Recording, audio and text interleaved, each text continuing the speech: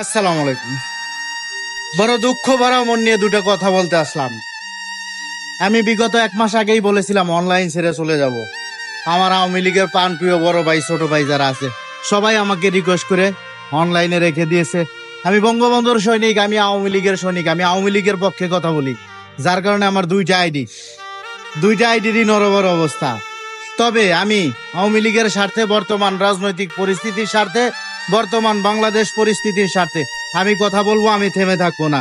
এতে করে যদি আমার দুইটা আইডি চলেও যায়, নতুন আইডি আবার এটা খুলছি, এটাতে সবাই সাপোর্ট করবে।